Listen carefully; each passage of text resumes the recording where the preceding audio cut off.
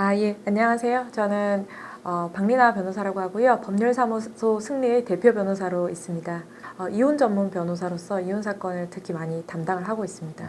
그 이혼 사건의 경우는 국민들이 많이 알고 있는 우리나라 세계 이혼 사건이잖아요. 그래서 처음에는 그 노소연 관장께서는 이혼을 원치 않으셨다고 합니다. 그 최태원 회장께서 이혼 소송을 먼저 제기를 하신 원고 측이 된 거고, 노소연 관장 입장에서는 유책 배우자이기 때문에, 최태원 회장 유책 배우자이기 때문에 난 이혼 청구에 응할 수가 없고, 그리고 나는 가정을 지키고 싶다. 어쨌든 그 조방지처의 입장이시니까요. 그러다가 이 사건이 계속 흘러가고 또 시간도 지나고 아마 자녀분들의 의사는 제가 잘 모르겠습니다만은 이렇게는 이제 최태원 회장께서 이미 또 다른 분과 살고 계시니까 혼인 회복이 아마 어렵지 않겠나라는 변호사님들의 그런 설득도 조금 있었지 않을까 생각을 해요. 그렇기 때문에 마지막 1심의 그 후반부에 가서 반소 청구로 이혼을 청구하겠다. 그리고 재산 분할을 청구한다. SK 주식의 50%를 분할해 달라. 그리고 위자료 3억을 지급해 달라라는 소송을 제기한 것으로 알고 있고요. 그 소송에서 사실 위자료는 1억 원, 그리고 재산 분할로는 SK 주식에 대해서는 전혀 받지 못하셨고요. 그리고 현금으로만 665억 원 정도 이렇게 받게 되신 거죠. 그래서 지금 항소심 재판에서는 제일 쟁점이 되는 것이 SK 주식, 이것이 과연 그 최태원 회장이 보유하신 이 주식이 특유재산인가? 특유재산이 아니라면 저희가 이혼 전문 변호사로서 재산 분할 재산 명세표를 내거든요. 분할 재산 명세표를 원고 재산, 피고 재산 모두 정리를 해서 냅니다. 그게 변호사들의 일인데요. 그 표에 들어가야 분할이 되는 것인데 SK 주식에 대해서 최태원 회장이 보유하신 SK 주식에 대해서 1심에서는 전부 특유재산으로 빠졌던 것이죠. 2심에서는 이것을 포함시킬 수 있을 것인가? 이것이 제일 큰 쟁점이 된다고 할 수 있고요. 그리고 그 노소연 관장께서 동거녀를 상대로 제기한 소송은 뭐 저희가 흔히 알고 있는 뭐 상간자 소송이라고 하는 것인데요. 그 이 혼인 파탄을 낸 그 부정행위 배우자와 같이 부정행위를 한 그 상간자에 대해서 불법 행위에 대한 손해배상 청구를 하는 것입니다. 그래서 그 청구 금액은 지금 30억 정도 청구를 하셨는데요. 물론 이 가액은 청구하는 원고의 마음이긴 합니다. 마음이긴 하지만 실제적으로 인정되는 그 금액에 비해서는 굉장히 큰 금액을 일단 청구를 하셨다라고 보입니다. 그래서 부정행위가 인정이 된다면 당연히 이 손해배상 금액이 인정이 돼서 나올 것으로 보이고요. 그리고 이제 세 번째로는 그 아트센터 나비에 대해서 SK 이노베이션 측에서 퇴거 소송을 한 것입니다. 그것은 아마 SK 이노베이션과 그 아트센터 나비의 임대차 계약이 종료됨으로 인해서 종료됐으니까 더 이상 연장을 할 수도 있고 안 할 수도 있는 상황인데 연장을 하지 않겠다, 퇴거해달라라고 이제 지금 소송을 퇴거해달라고 한 상황인데 아트센터 나비 입장에서는 난 나갈 수 없다. 라고 하면서 지금 결국에는 이제 소송으로 가게 된 상황인 거죠. 지금 동거녀를 상대로 소송한 것에 대해서는요, 당연히 심리전일 수도 있지만 실제적으로 이 동거녀에 대해서 판결이 먼저 나서, 왜냐하면 이 이혼 소송에 대한 그 재산분할 소송이 굉장히 좀 복잡할 수도 있기 때문에 그 동거녀에 대한 소송이 먼저 나서 동거녀가 먼저 노소연 관장에게 일부 금액을 지급을 했다. 라면은 이 위자료 금액은 최태원 회장이 노소연 관장에게 지급해야 되는 금액에 참작될 수 있습니다. 실제적으로. 그렇기 때문에 실제적으로 영향을 미치는 경우라고 할 수 있고요. 아트센터 나비에 대한 부동산 인도 소송 같은 경우는 아마 제가 계약서는 안 봤지만 아마 법인 대 법인의 계약일 것입니다. 그리고 단순한 민사소송이겠죠. 임대차 계약이 끝났으니까 퇴거하라라는 이런 민사소송일 것이라서 사실상 이 이혼과는 상관이 없는 소송인데 SK 이노베이션 측에서 퇴거하라라는 것이 결국 누구에게서 왔겠느냐라는 것을 봤을 때는 저희가 결국에는 이것이 심리전으로 가기 위해서 이 소송을 제기한 것이 아닌가 라는 생각을 하고 있습니다. 지금 뺏거나 빼앗기지 않겠다 이 부분이 되는 게 결국 재산인데요. 이 재산에서 지금 제일 중요한 것이 그 최태원 회장이 보유하신 SK 주식 아닙니까? 근데 이 주식이 특유재산으로 인정되느냐 안 되느냐라는 것이 제일 큰 쟁점이라고 할 수 있을 건데, 그 보통 저희가 이혼 소송을 하면 특유재산이라고 하는 것은 저희가 혼인 전에 당사자 일방이 부모님으로부터 상속받거나 증여받거나 해서 당사자 일방의 기여가 전혀 없었던 것, 또는 혼인 중이라도 제3자로부터 증여를 받아서 상대방 일방의 기여가 전혀 없었던 그런 것에 대해서 저희가 특유 재산이라고 인정할 여지가 있다라고 이제 재판을 하는데요.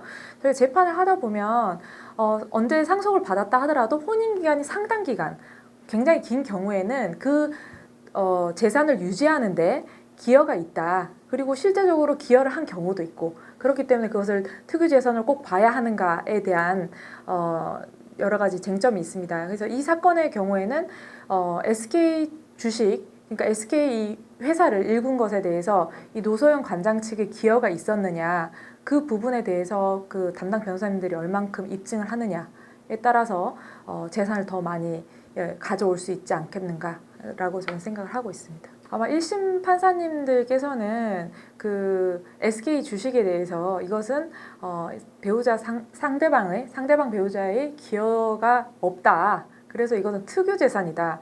분할 대상 재산에 포함되지 않는다라고 판단을 한 것 같습니다.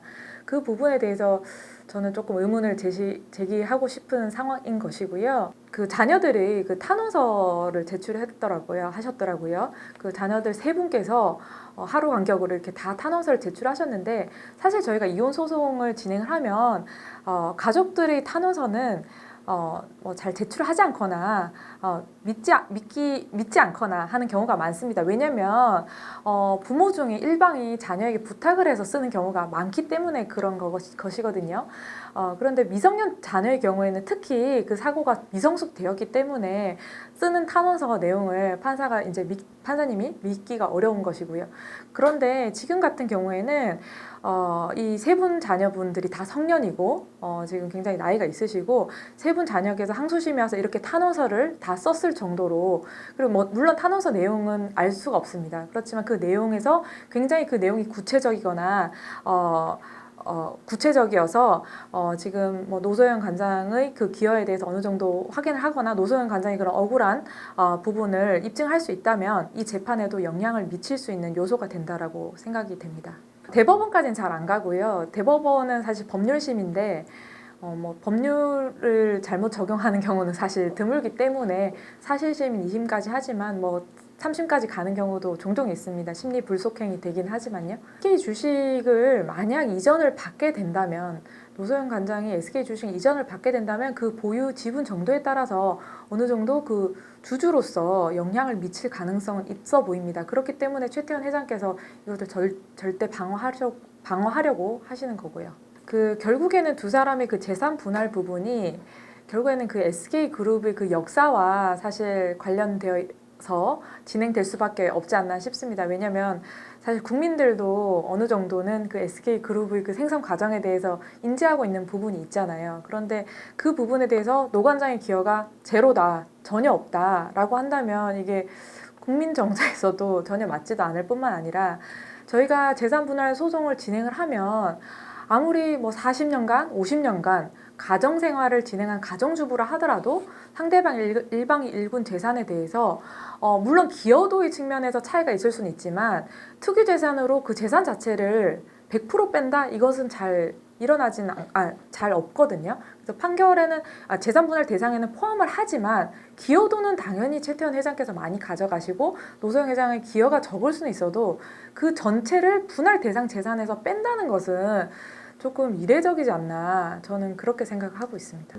예, 그게 뭐 심정적으로는 어떻게 와이프가 암투병을 하는데 그러냐, 또 아이가 아픈데 그러냐 이렇게 할 수는 있지만 그게 판결에 딱히 영향을 미친다고 보기는 어렵고요. 뭐 바람피는 시기가 부정행위를 하는 시기가 정해져 있지는 않기 때문에 그분이 뭐 어떤 시기에 뭐 했다 이렇게는 할 수는 없지만 좀 위자료 부분에 있어서 조금 참작이 될 수는 있겠죠. 그렇지만 제가 말씀드린 거는 위자료를 1억을 받으셨거든요. 근데 그 1억 원도 사실은 저희가 일반적으로 받는 그 위자료 액수에 비해서 현저히 큰 금액입니다. 물론 그 노소영 관장과 최태원 회장의 그 재산 수준에 비해서는 굉장히 작은 금액이지만 1억을 받으신 것은 아마 최태원 회장께서 혼외자가 있기 때문에 1억 원이 나온 것이지, 과거에 저희가 판례를 보면 혼외자가 있는 경우에 최고로 많이 나온 경우가 5천만 원 정도 나왔었거든요. 근데 이제 그 상한을 깨고 지금 1억이 지금 나온 것이거든요. 사실 새로운 증거가 나오기는 좀 어렵죠. 그래서 사실은 그래서 저희가 1심을 굉장히 잘 해야 된다라고 하는 게 1심에서 거의 다 모든 증거가 현출이 되기 때문에 그걸로 인해서 판단을 하고 항소심에서 뭐 상황 변동이 있으면 추가적인 증거가 제출할 게 없을 가능성이 높기 때문에 그대로 나온 뭐 그 1심과 비슷하게 나오지 않겠냐 하는 반응도 많지만 생각보다 또 2심 판사님의 판단이 달라지는 경우도 있고 지금 이 사건에서 또 판사의 판단이 또 들어갈 수 있는 부분이 이 특유재산이라는 부분은 그 이 사건을 담당하는 이 판사의 주관적인 측면이 많이 좀 포함될 수 있는 부분이기 때문에 어떤 것이 특유냐, 뭐가 특유하냐라는 부분을 어떻게 보면 판례 선례를 만드는 것이기 때문에 재판부에서도 상당히 고심을 할 것으로 보입니다.